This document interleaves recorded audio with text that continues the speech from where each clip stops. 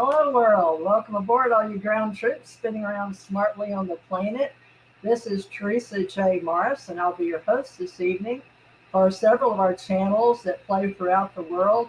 We're very fortunate to have Brad Olsen, who is a wonderful person who I just met, by the way, at the Alien event.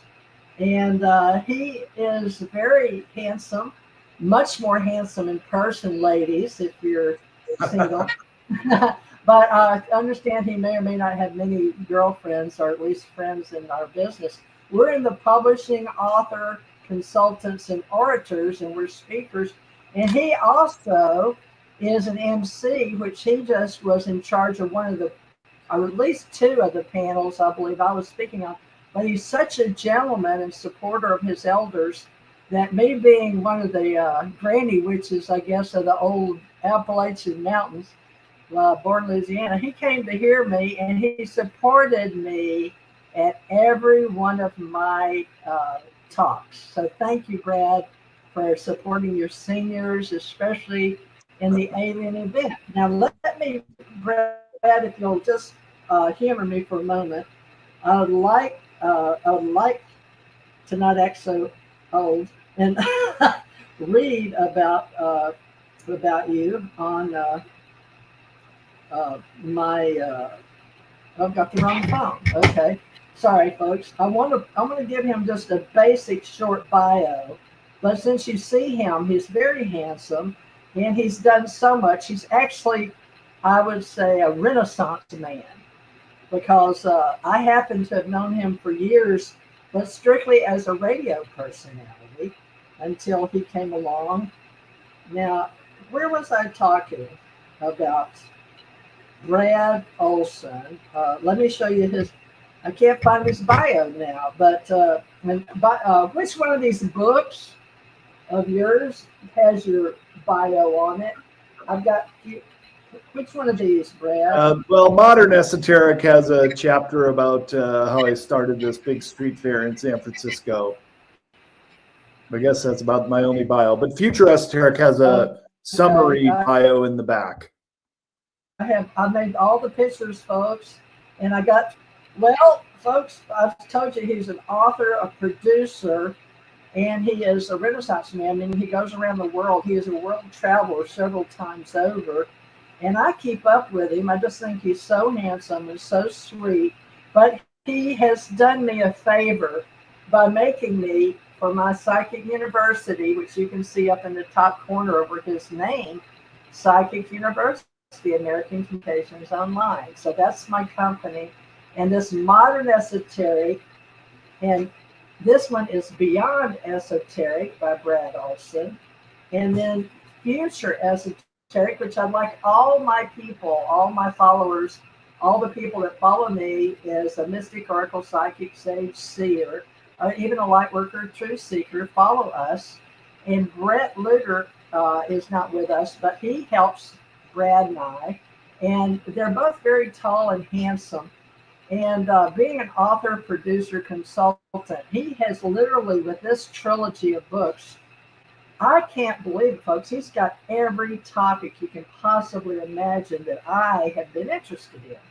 So Brad, I guess, welcome to our actual live podcast show as an author, consultant, orator, one of the best speakers. And I guess we'll just go with that and let you explain who you are with your history on this first show. Now we're going to come back in another hour, but go ahead and give us your background, how you grew up, born in Chicago, right?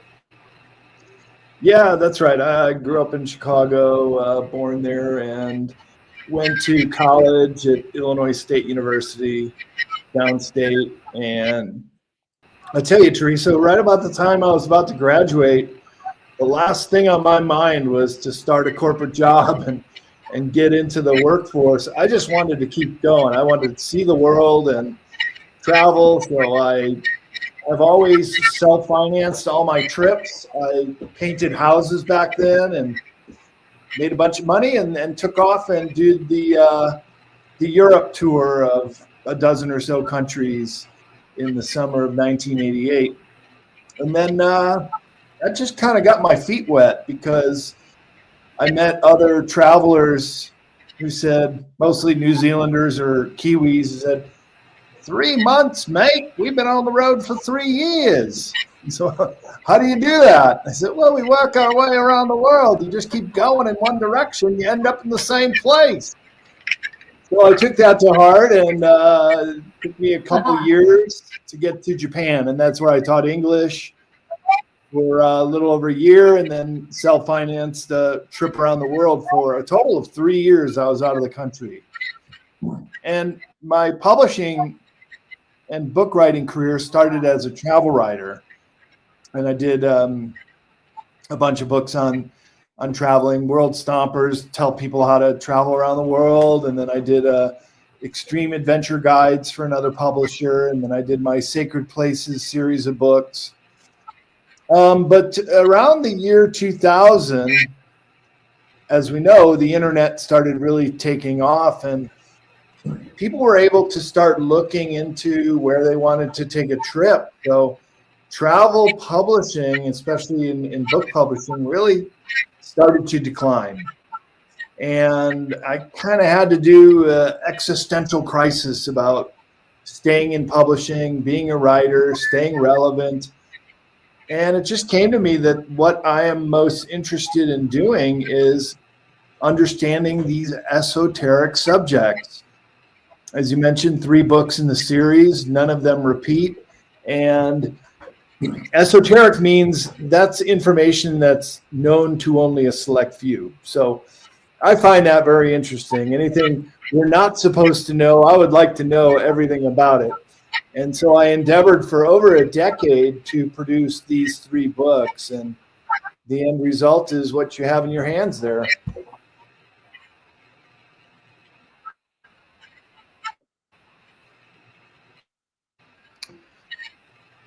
Well, I'm so intrigued. I have all 3, and I've delved into all 3, folks. I've only had them in my possession a little over a week since I met him.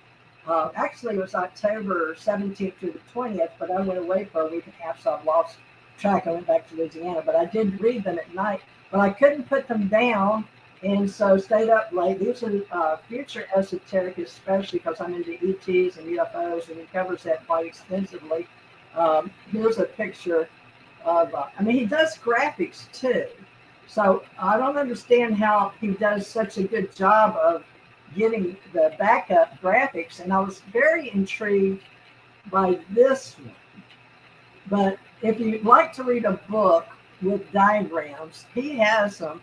And I'd like to talk about this is just unbelievable. He's such a good person for taking his life and sharing it with us now, because time is of the essence, and we're reaching at the end of 2024 with a new president in the United States of America, and this will be our legacy here to start over again with our authors, consultants, and orators in 2025. And Brad OLSEN can lead the way because he's actually been handed the torch by many of our people that have passed on. And I've welcomed him into our UFO Association and our UAP Associates because he has had the energy that I no longer have at 73, this December 26th, to run around the country. And I told him when I met him, and after it was all over, everybody was giving me a hug outside, that he was, he couldn't be, you can't get him down. He's a, what do they call it, a free bird. I think it's a free bird, because he was going snow skiing too, and I couldn't pin him down. I've tried for, 12 years, since 2012, to pin him down in publishing, working with me and other publishers. But he's just one of those kind of guys that's so busy. He's so in charge of his cosmic being that I thought it'd be good to have him on and talk about all that he's explored, and why, of all people, does he become a God-realized, self-realized human being and in service to others. He's devoting his life to everything that I've ever wanted to be devoted to, but I had to work like he did. So Brad OLSEN, I've got you advertised as a cosmic being, and you saw me talk about those beings, and I believe you are one of them. But I can tell from everything you put in these books. Now, I haven't written every word, but your soul and essence is in these books. I can feel it when I read a sentence. So I don't know, where do we go as a cosmic being and using these as a guide with all these topics? Go ahead and describe yourself and how you feel we should follow you as a born leader and a cosmic being. I know that's a high level. I know you can do this, but we'll have this for a recording for our legacy. Well, geez, I really don't think of myself as a cosmic leader. I mean, sure, I like to speak in conferences and my books, and I do my best. I mean, I'm in service to others, and I have my own publishing business, so I'm beholden to no one as far as the content I create and produce. I never lie. I don't feel like I need to make anything up. It's just a very intricate world that we live in. There are a lot of mysteries, a lot of hidden secrets, and I just do my very best to articulate the data points to find out what it's all about. And so I'm just a researcher who gets into these very interesting subjects. One of my mentors was Jordan Maxwell, the great esoteric teacher himself. He passed a few years ago, but we got to know each other at conferences and became really good friends. In fact, there's a picture of him and I and Johnny Enoch in Modern Esoteric. And Jordan used to always just say, I'm just an ordinary guy who has gotten into these extraordinary subjects. And I feel the same way. It's kind of going down the rabbit hole, Teresa. The deeper you go, the more mysteries you find, the more layers of the onion that need to be peeled. And that's kind of where I'm at. I just keep going on this. And I'm working on my 11th book right now. It's about the secrets of Antarctica, which is also the name of a TV series that I produced on Forbidden Knowledge TV with Billy Carson. And Antarctica's one of these rabbit holes. There's just so much strange phenomenon to stories of what's really down there. 6 years ago, I had the opportunity to go down there in a sailboat. And I went to the Palmer Peninsula, and it was just a trip of a lifetime. It was probably the hardest trip I ever made. We were throwing up violently from seasickness on the way down.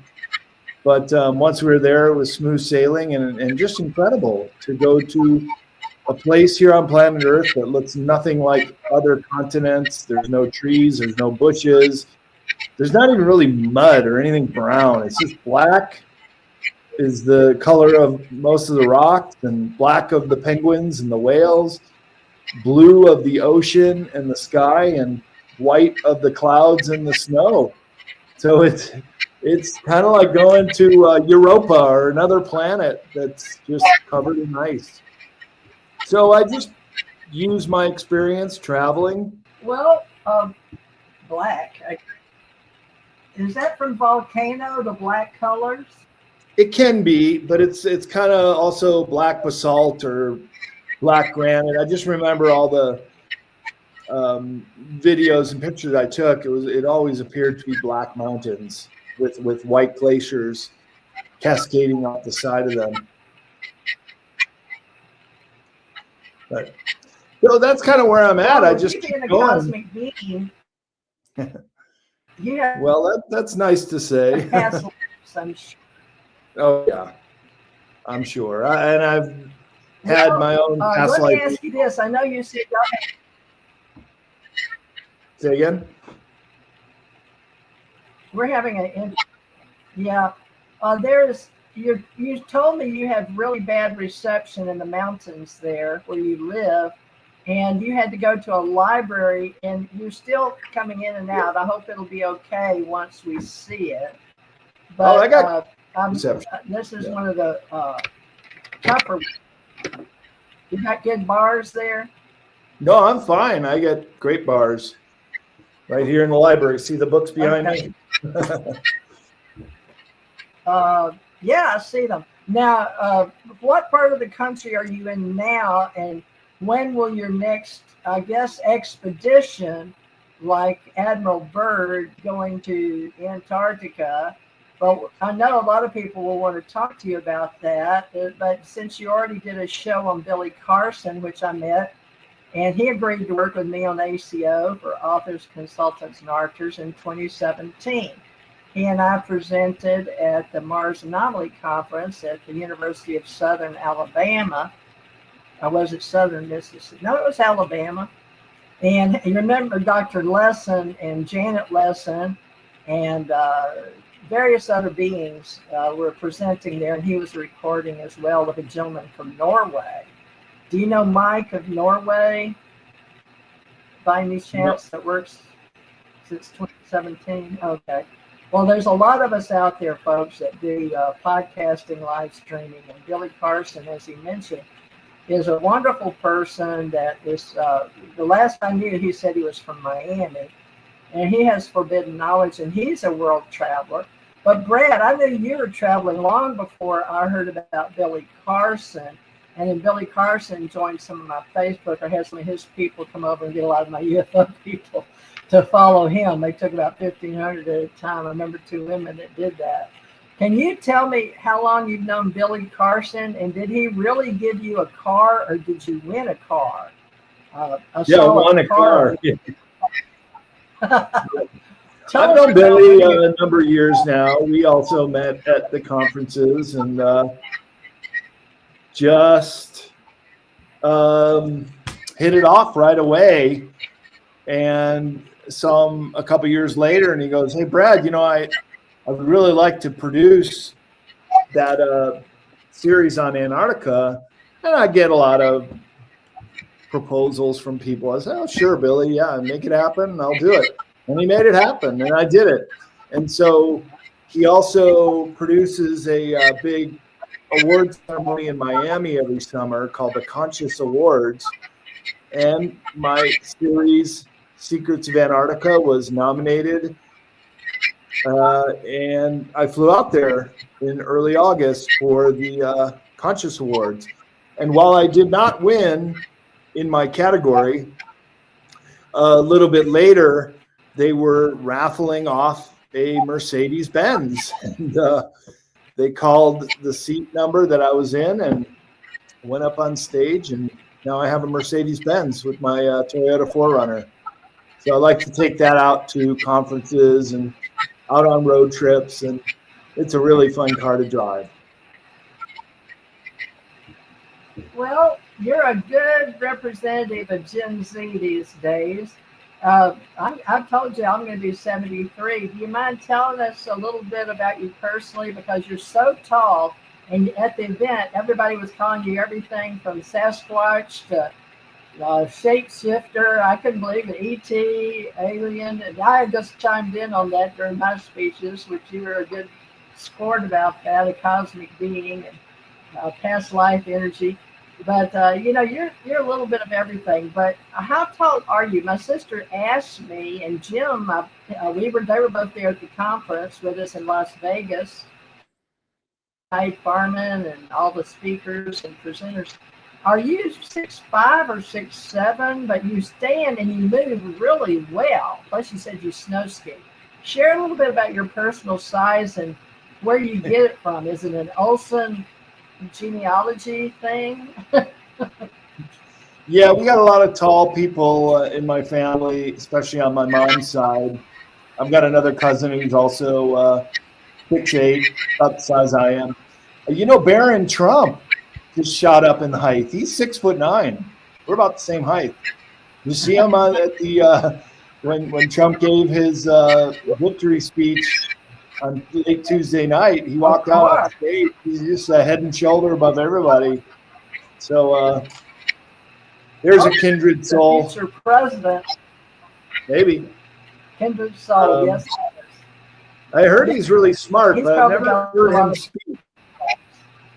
Unlike his brothers who talk a lot. But yeah, hopefully Barron will break out of his shell. Maybe he's just shy or something. I'm not sure.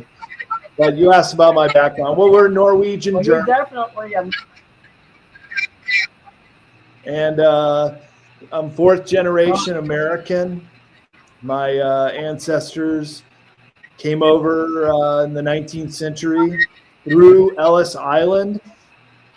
Our original family name should be Rasmussen, but my great-grandfather changed our name to Olsen because when he was traveling over with a bunch of Scandinavians, Norway at the time was a very poor country, and the Danes were the successful ones, and Olsen is a very popular name in Denmark. So we just decided, hey, let's try out a new name here. So we became the Olsens, but we're also on my mom's side the Hausmans, which is German Norwegian on both sides. My dad and my mom are both 50-50 German Norwegian, so that's where the height comes from. And I guess I'm just in the Viking tradition, just a modern day traveler. I just love to go to new locations, and I've now been to all 7 continents, and I continue to keep going. You know, my motto is, I aspire to inspire until I expire. So I'm just going to keep going with that. What's your motto? I didn't hear it on my end. I'm sorry. It could be me or just the satellite of StreamYard. What's your motto? Keep going. Never give up. Yeah. I aspire to inspire until I expire. That's it.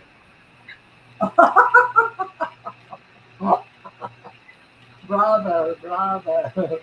Well, do you frequent? I know you started the Weird or co-founded Weirdness in your part of the country, and I'm in Austin that also embraces weirdness. But you know, it's all not about separating in boxes Democrats and Republicans anymore. I'm an independent voter, but of course, weirdness, you don't have to vote anyway. Weirdness is weirdness. So I think we should have, besides UFO Association pins and ET Talk pins, some kind of weirdness pin. What do you think about that, joining the weirdness here where I live? Because Saeed was talking about us getting together in Austin. Now, you've already talked in Dallas for the UFO, and we'll talk about that mutual UFO, and you've been on so many programs. Well, let's talk about weirdness for a minute, because you're a cosmic being in my book anyway. Weirdness. How did you get started on weirdness, and compare it? Have you studied Austin? Any research at all with your people, peeps, muses, life workers, or truth seekers in Austin? Help us out here, because I'm a new psychic moving here from Gulf Breeze, Florida, working on the UFO and a psychic medium out there. I did 2 events out there with psychic events there. So you tell me, how do you see weirdness moving forward, plus consciousness? Well, I guess we're all a little weird. Maybe me from being tall, I get pointed out all the time. No, just making a note that we're all a little weird. But I started an event in San Francisco called the How Weird Street Fair, and it's on Howard Street. So it's kind of a little play on words. How weird can you be, sort of thing. And we just did our 25th annual event in September, but it's probably going to be my last. I live out in Nevada now, and I work on my ranch every day in a little town in northwest Nevada, which is real close to Lake Tahoe, so I can get up there and ski. Waiting for that big storm to first come in. It hasn't yet. The ski resort's not open, but I got my ski pass. I'm ready to go. And it's just an event that has become really expensive to produce. And my partner and I just really don't have the upfront money to keep it going. So we're going to put out a press release on Tuesday and just basically say we need to step away, but hopefully another production company will pick it up and keep it going. And I would certainly consult with them and work on 1 or 2 years getting it over to another production company. But it's kind of sad because it was a very successful event, but I've just got so much going on right now, and ordering porta potties and getting deep into the minutia for several months and not really making a whole lot of money off it. It's just my priorities have shifted to my new book and my ranch and to conferences and doing the other things in my career with CCC Publishing. Well, what kind of ranch? Is it a cattle ranch or just property ranch to grow farm? Or because I know Bill Gates and all those wealthier upper level crust people bought most of the United States wilderness besides the Chinese. How could you afford land in Nevada? Is that what you said, Reno? Because that is beautiful. They had Bonanza. They shot Bonanza there. Yeah. On the Bachelorette, they had a bachelor that's up to maybe the new man for the Bachelorette's golden from up there, a doctor, and it's beautiful. There's a lake. But tell us why you chose Reno and how we can get weirdness. I know a lot of people they're weird in Reno may help us to get something going. Go ahead. Well, I'm not in Reno. I'm not in Lake Tahoe. It's about an hour from both of those places. It's just a small ranching and farming town. And I got a 10-acre ranch 2.5 years ago. It was my life savings. It's what I really wanted, to have some property and to be able to live basically for free. But I'm about to build my house in the spring. And I have on the land, it came with corrals and animal sheds, even a small barn. But I don't have any animals yet because I travel so much that I can't really do that. However, I could very well start to get some animals. Right now, I'm moving fence posts. I'm wearing my work clothes because right after this, I'm going to go get lunch, and we're moving a barbed wire fence around to make a big garden area. I mean, this is kind of what I do, but it's part of my workout. I enjoy doing it, even if it's shoveling a post hole. I don't care. It's just cool. So I'm developing the property, but I eventually want to put a bunch of tiny homes. Skinwalker Ranch and be the weirdness. You know, a remote viewer said that she saw a portal on my property, and I kind of have an idea where it might be, but that's sort of out of my wheelhouse as far as locating portals. We'll have to get someone out there to pinpoint it. But I will say that somebody also told me that remote viewer said I would not have a problem when I drilled the well. Now I have flowing water on my property, a shower, a hot tub, a utility sink. But they said you're right over the aquifer, and sure enough, we hit pay dirt, and my well produces 120 gallons a minute, much more water than I could ever imagine to use. So I'm building a garden now, the infrastructure for a big, probably about a 1/2-acre garden, and we're gonna plant in the spring, but I'm just building out the infrastructure right now. So that's kind of my other life. I live different lives, you know, a certain persona at the conferences, a certain persona with my books, and then this other aspect of myself. And I like doing it. It feels real natural to me. And it's a really cute little town that I live in. And I'm starting to get to know a few people here, and a buddy of mine who I work on books, he's here in his RV, and we do our work together too. So it's not really Alien Event or Cosmic Commander material, but it's living on the land, Teresa. And I got to tell you, there's something about it. It's what enlightened people would say, and I'm not saying I'm enlightened, but the old saying was, before enlightenment, chop wood and carry water. After enlightenment, chop wood and carry water. So it's just kind of being a human and doing what we need to do to live the rest of our lives.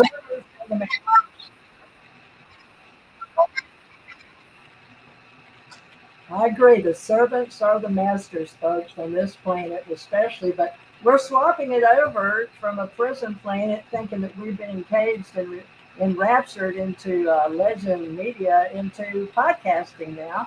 And also, Darren Trump really brought that to light to his father.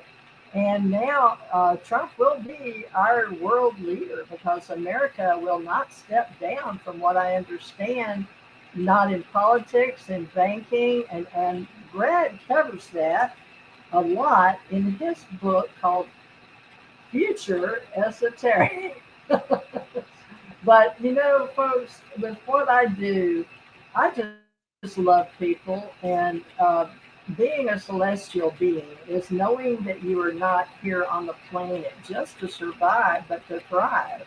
And in one of his books, he actually has, let me see if I can find it, Foster Gamble. If Brad Olsen will be so humble as to let me read this, because I find it interesting, because I love the word thrive. Now, this is in Future Esoteric. Brad Olsen has done a vast amount of searching to come up with Future Esoteric and putting it together coherently and beautifully. He has saved us all a ton of time just when we are running out of it. Dots are connected and threads knit together, revealing an intentional predicament and leading in the direction of practical, love-based solutions. Now, he is endorsed by the famous Foster Gamble himself of the Thrive movement. If you don't know who Foster Gamble is, you may want to look him up. He's a very famous man. And Brad, there's many endorsements in this book, because it's changing our future, folks. That's how important this book is. It is changing our future. Now, Brad is very humble about his research, but I can tell you that every topic in my lifetime at 70, soon to be 73, he's just about hit on, if not more so, more topics than I've even researched in my whole lifetime. And what are you, Brad, about 51, maybe 49? What's your age? Well, I like to say I'm a half ager because nobody ever guesses my age right. And Teresa, have you ever heard that we bring our DNA, our genetics, lifetime after lifetime? So I've always felt pretty comfortable in my body. I feel like I've been this kind of looking guy, the height I am, and so my half age is 30, just about. But my real age is I'll be 60 in August. What? You'll be what? 60. On the Earth years around the. Yeah. No way. Next year. I was born in 1965. You're still born. Yeah. Well, that's what skiing and hard work and just taking good care of myself, eating right and getting enough sleep every night, and don't go to any extremes like the Buddha says. Just follow the middle path, and it's worked out real well for me. I feel like I'm as strong as I am today as I was in my 30s. I don't feel like I have peaked out yet, or I'm very flexible. I work out every day. I got a weight room in my shop, and I'm going to lift weights later on today after I do some workout on the ranch. I mean, you just got to stay busy. An object in motion stays in motion. An object at rest tends to stay at rest. And I just like to be physical and snow ski, as he said, and just do things in the summer, work out, hike, bike ride, whatever it takes, play sports.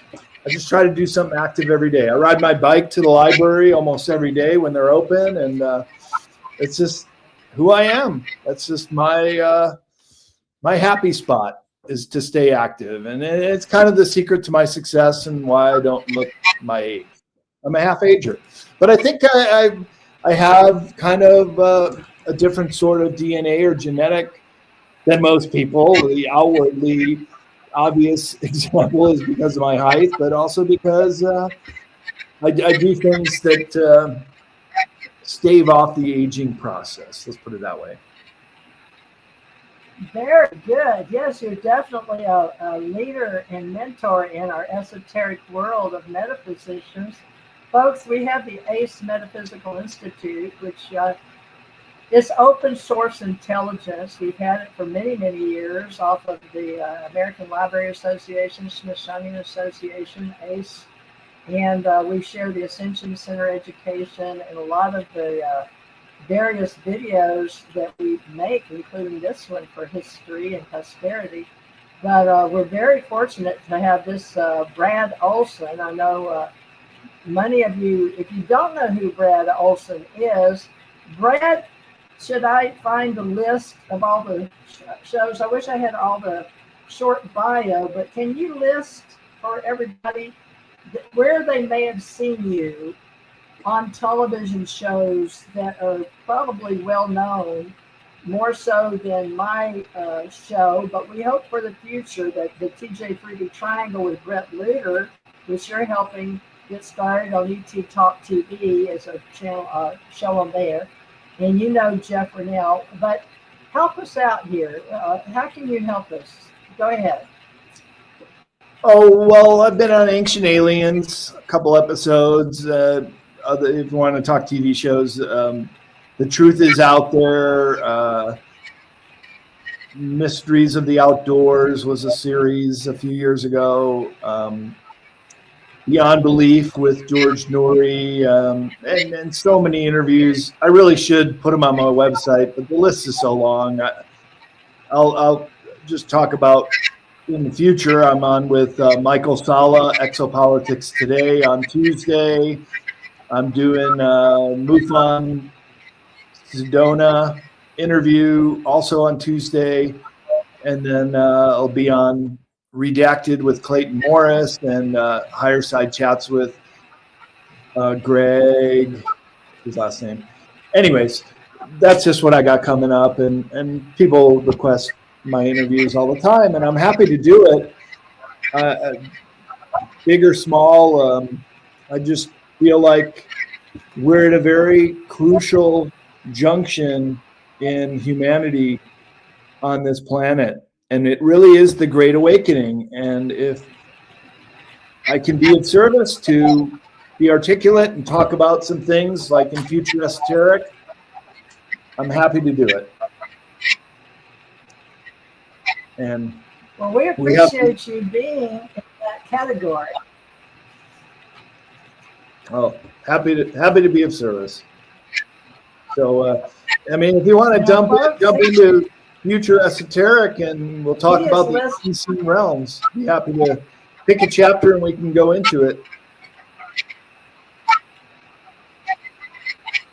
Yes, folks, because I love books, and I spent a lot of my time in libraries growing up. My mother always seemed to be close to the library, actually in Houston, lived at 1313 Heights Boulevard, Houston, right across from the library on Heights Boulevard. Now, one thing that our librarian friends need to know is this book is in spirituality guidebooks, and number 1, and 2, metaphysics, esoteric, the title Library of Congress, catalog card numbers 201-291-4383, those of you listening. And I surely hope that Brad will be known in the library that he's sitting in right now for all time and eternity, not just for genealogy. And I'm back 15 generations in this country, back to the 1500s, and before that, coming over, and generations in my families, doing what you call FamilySearch.org. It's free in libraries, and you can go on FamilySearch.org, just put your name in and check who your parents are and keep going.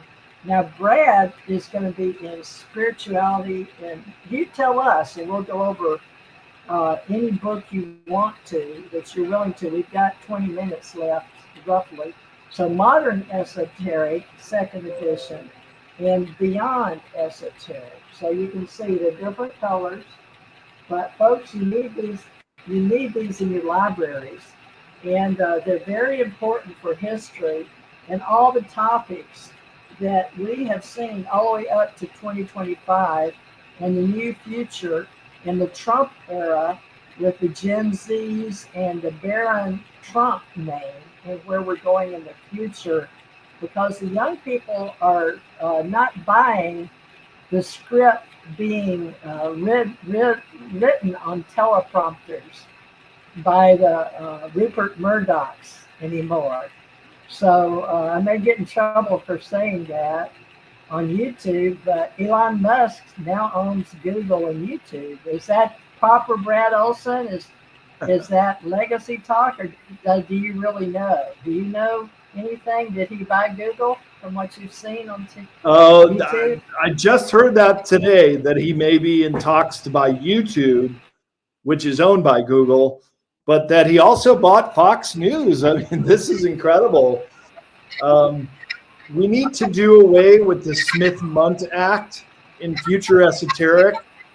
You have a chapter called Media Manipulation. And, well, actually, the Smith-Mundt Act was in the 1950s, which was truth in advertising, truth in media. It was the Smith-Mundt Modernization Act, which made it legal for the media companies to propagandize the people and to also basically lie to us. And that would be incredible if Elon Musk picked up Fox News to make it the real first truth in media outlet that would talk about everything from UFOs to how technology is changing our lives, and also the danger of AI if it gets away from us. You know, we were on. I moderated the AI and transhumanist panel at the Alien event, and that's usually one of the most revealing panels because there's so much information that's coming out at breakneck speed, even about robotry. Are we going into a Terminator future, or are we going to be able to keep this in check and hopefully not go down that path? Because we're at a very dangerous point in human history as well. Not only are we on the brink of having this great awakening and opening ourselves to a future, a Star Trek future where all these great technologies are going to be released, but also we're at a period where this could get really dangerous if we do not allow this technology to get away from us. It could be the enslavement of the human race, and that's what I think I mean by prison planet and beyond esoteric, is that, look, the planet is beautiful. This is a garden. This is a gem of a planet. The prison is of our own making, of our own enslavement. Because if it gets away from us, Teresa, then we will be living in the worst form of fascism that anybody could imagine. And this would make George Orwell roll over in his grave. And we're already seeing the beginning of it. So I think it's very important, that we just alert people, that we let them know that this danger exists, and it is a growing danger that needs to be kept in check. So if we could get good programming and allow people to understand how this world around us might be changing for the worst, that maybe we can avert it, is my hope. Well, what would you like to discuss? You probably know this book better than I do since you wrote it, but you took notes on a lot of topics for a long time. In this book, now you've got a future, but folks, he's already set the groundwork for us in our metaphysical world, ACE Metaphysical Institute. And I know he works with a lot of famous people, and he knows a lot of people. He's very busy with his life dream and his ranch, but we really want him to stay in touch with us through events. And right now, Brett Luter is at the Star Knowledge.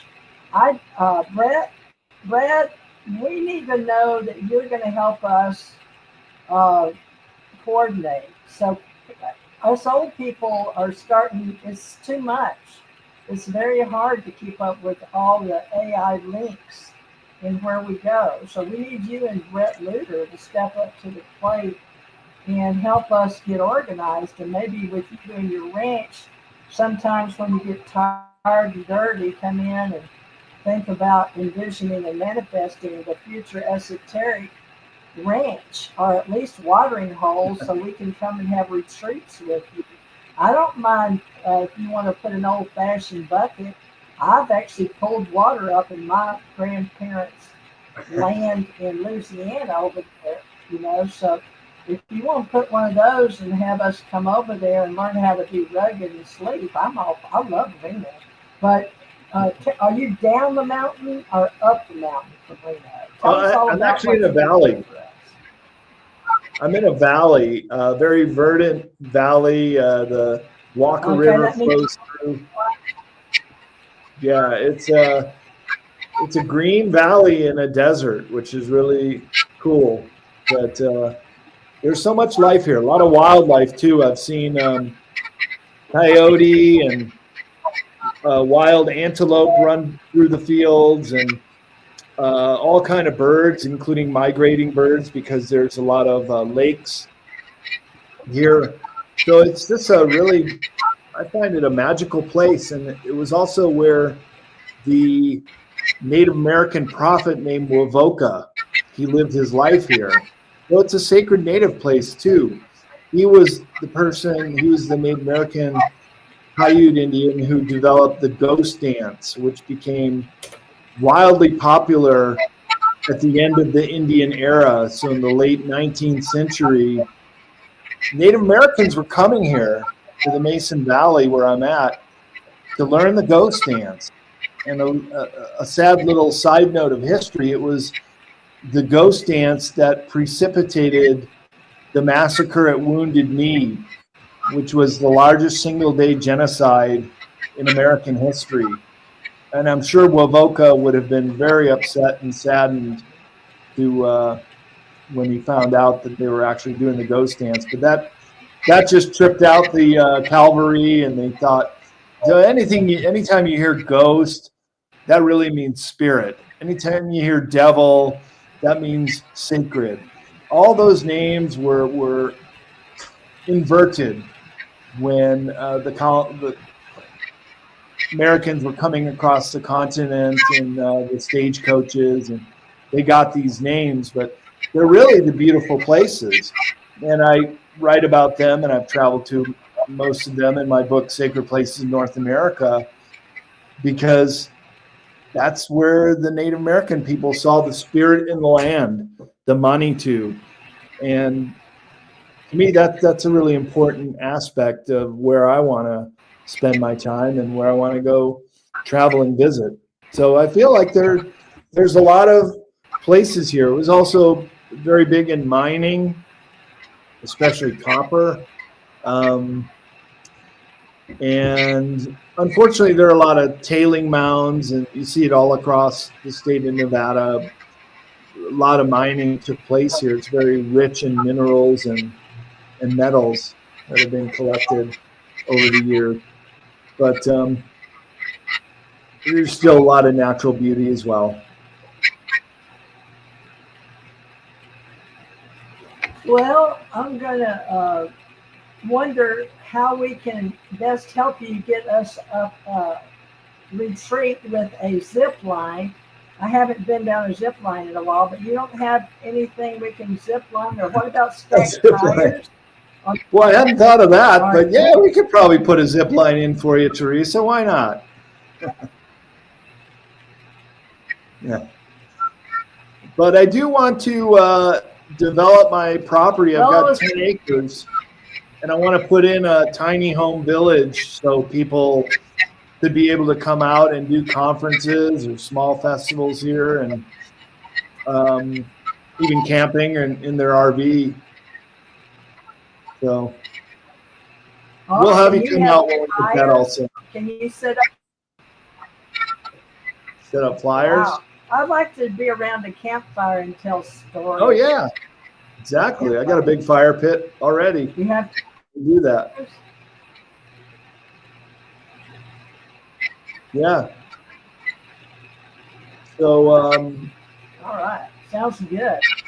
Can we come up with some topics that we would discuss if you were our team leader in metaphysics or in our ACE metaphysical group or psychic university or consciousness? Now, tell us your conscious obviously has aspired to CCC publishing, and that's consciousness something. So we can get into your future esoterics. Folks, he's got pretty pictures, but look, secrets. Ooh, look, future. So he wants to talk and get into some of this alternative narrative. He has alternative narrative. So he's the guy. UFOs to free energy technology, ET contact to the secrets, and behind controlled information. So he knows something he's not telling us. Okay, and we can see it in his eyes. A lot of it's past lives. And I really think he's an interdimensional traveler because he knows all about energy and how to be here now. And he knows being in the future is being here now. And a lot of people don't get the past.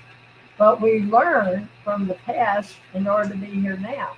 But Brad, tell us what you put in here because you wanted to share a certain topic besides media. But I'm interested in how you know how to be here now and be in the future and know all this heavy quantum mechanics. How do you know that? Well, I think it's just a curious mind, Teresa. It's why I've traveled around the world and going to all 7 continents. I like to learn. I think learning is a lifelong process. We're never going to be able to know it all, so there's still plenty of material. But in the case of quantum physics or UFO technology, it's just this is how we can advance as a human race. I mean, these are only subjects that we've known about for a few years, a few decades. And so what I do is, as a researcher, I collect data points. This is how I can explain it simply. And that is, you look at all the different points of view on a certain topic and you try to make sense of it or find where is that data point. So an example I often use, and I write about the Roswell crash in Future Esoteric. And so I wasn't alive. I wasn't there. So how can we make sense of what happened in Roswell in 1947? Well, there were eyewitnesses. There was also government reports. Even the very first day that the word leaked out to the media, it was on headline newspaper in Roswell that crashed out in the ranch out at Max Brazel's ranch near Roswell. So he witnessed it. His kids witnessed it. They even collected some of the material and would bring it around to bars once in a while. It's this very thin, kind of like aluminum foil that after you let it go, it returns to its state. So these are the data points. Some authors have proposed that Roswell was actually German craft from Antarctica. That's Joseph Farrell. Others say it was Japanese craft from Japan. Now, how do we know that? Well, they're the only ones that really say that. So they're kind of standalone data points. But it's really a bell curve. And the majority of those data points are the eyewitnesses, the people in the military who blew the whistle and who really talked about what the Roswell crash was all about. And then on the other end of the bell curve is the government saying, oh no, it was a weather balloon and the bodies were crash test dummies.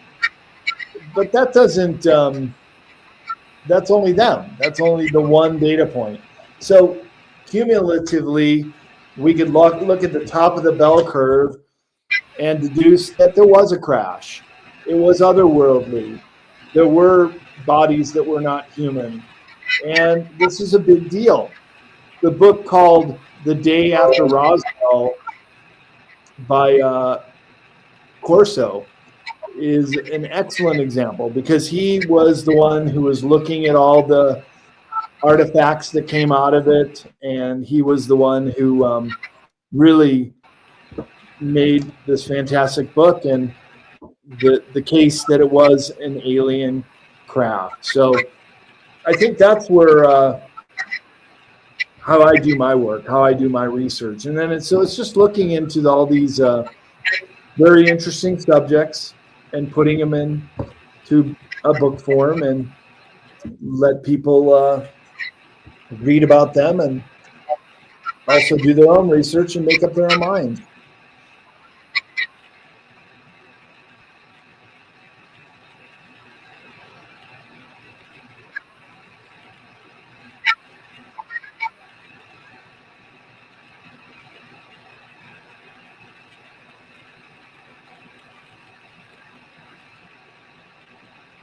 You've got to do another one. Do you have time there for one show on the other channel?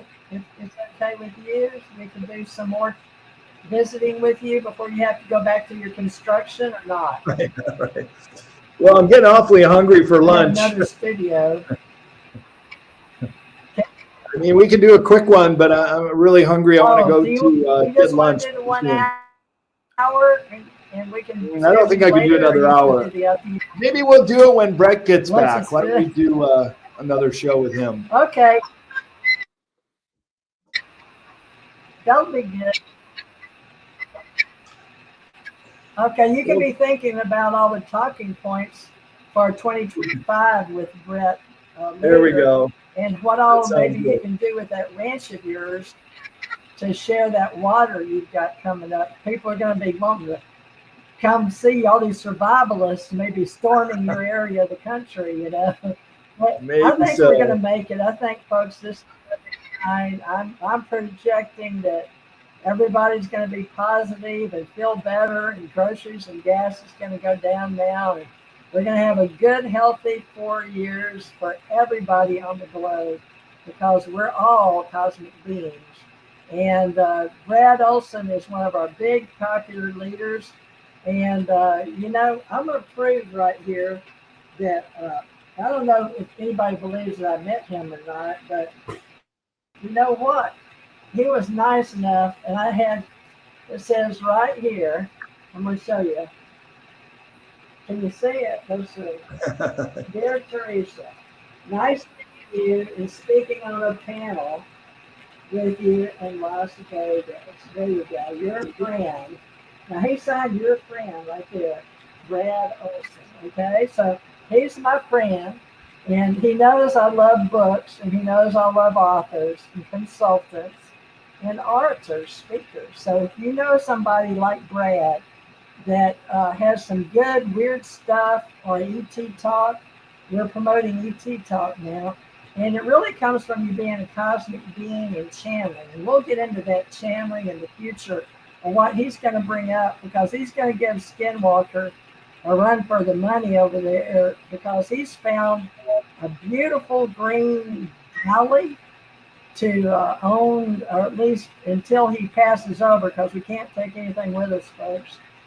But please follow Brad. Now, Brad, tell us again where we can follow you and have Brad Olsen at cccpublishing.com. But go ahead for this, you know, to be played over and over again for people in our Authors, Consultants, Orators Club, and UFO Association, and our Psychic University. Give us your websites and how people can ask you to be on their podcast, please. Sure, yeah. Go to bradolsen.com, and that's where all my upcoming conferences and speaking schedule is.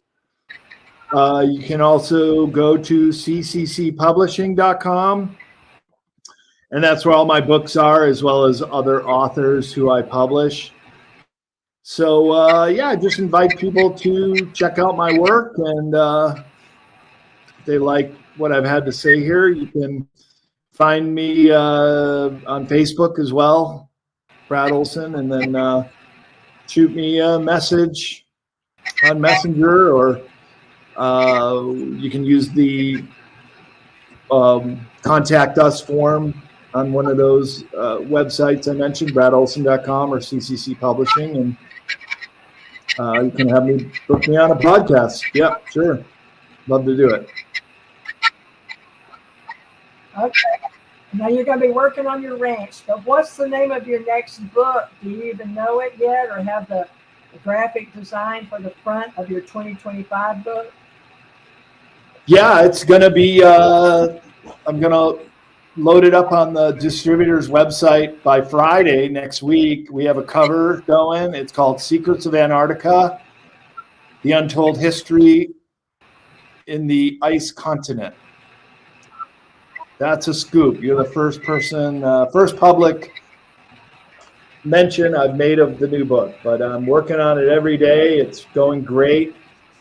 I'm super excited about a lot of new research I found, and I might be going back to Antarctica with a film crew in a year. Right now is the season to go, but it's too late to book a trip now with a production company. So very optimistic about the future and looking forward to new kind of research and findings I can get on Antarctica. Well, what's the name of your book again? Because mine is skipping. I hope it didn't skip in the recording with StreamYard. I've just found StreamYard to be easy, but some people like Zoom too. Do you get any better reception with Zoom in California as StreamYard where you are, Northern Hills? Or it works fine. As long as you got a good connection, usually works just fine, I find. StreamYard's good service. I like it better than Zoom even. Well, I hope we're not disappointed. No, I think it'll be fine. Well, hey, Teresa, that's been great. Thanks for having me on, and we'll do it again when we get Brett back. And yeah, let's yeah. Thank you. Look forward to the next one.